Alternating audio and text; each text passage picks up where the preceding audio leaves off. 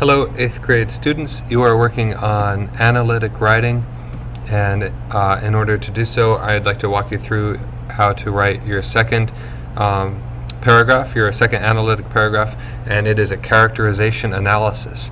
The first one was the poem paragraph, and I am currently in the process of grading those. You'll get a score back on those out of 28. And I'll ask that you do revise that paragraph to make sure you earn at least 24 out of 28.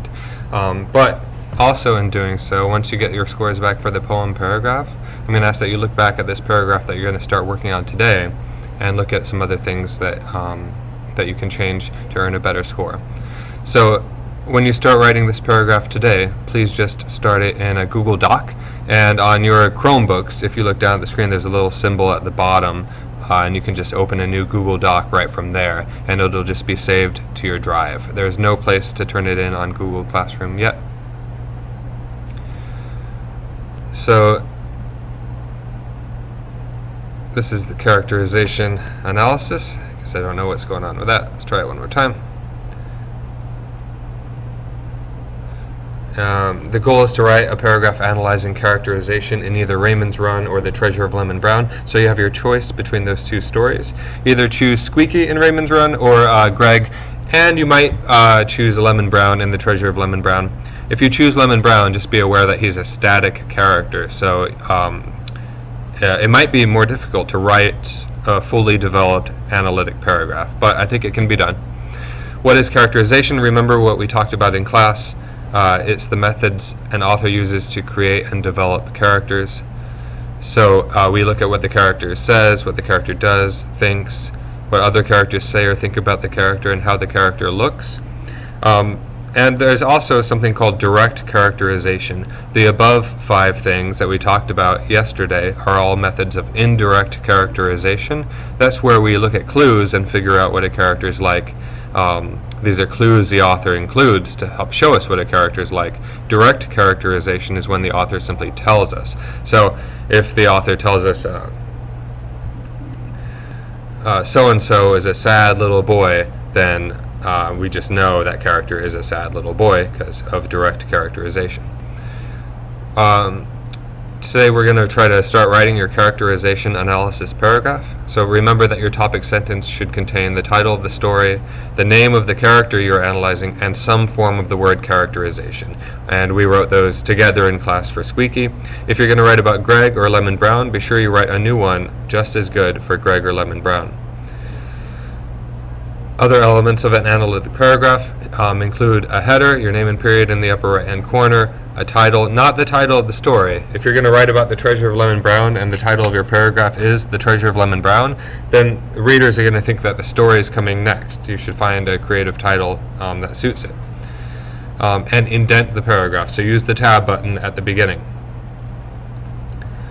The body of your paragraph, this is the most important part, along with the topic sentence. Include plenty of supporting details. We'd like a fully developed paragraph. That means whatever your topic sentence is, it is fully supported by the rest of the paragraph. You should include at least one quote. You may use multiple quotes, and don't forget that you should introduce the quote. So imagine I have the quote, "Wilson clapped his hands loudly and let out an unnatural screech just as the teacher started her lesson." So if that's true, if that's what I have, then I should introduce it by saying something like, imagine my topic sentence is about how Wilson's rudeness gets in the way of his success. I might say something like, the first moment in the story when Wilson demonstrates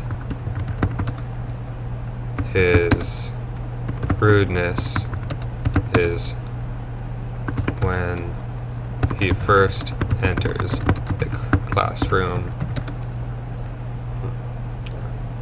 The story describes how Wilson clapped his hands loudly.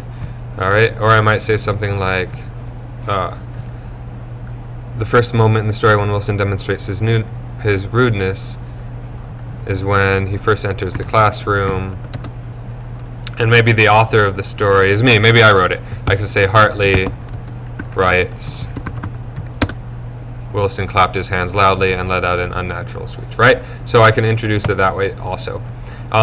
You might use a colon if you introduce the quote using the word here or this. So I might say, here is one moment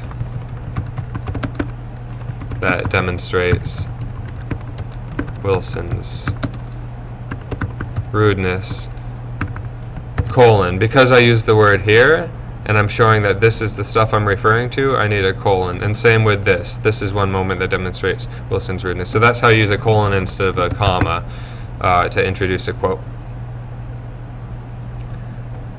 Last thing, final thoughts. Use formal language, follow the rules of formal language. So don't say you, us, I, we, right? Remember, say words like readers or people or humanity. Use transition words. For example is a good one. Also, however, first, in addition. Tons of transition words. Google them if you want to, if you're looking for other ones. And finally, double space. So here's just a little reminder. Open a new Google Doc and start working on your characterization paragraph. And I'll just say good luck.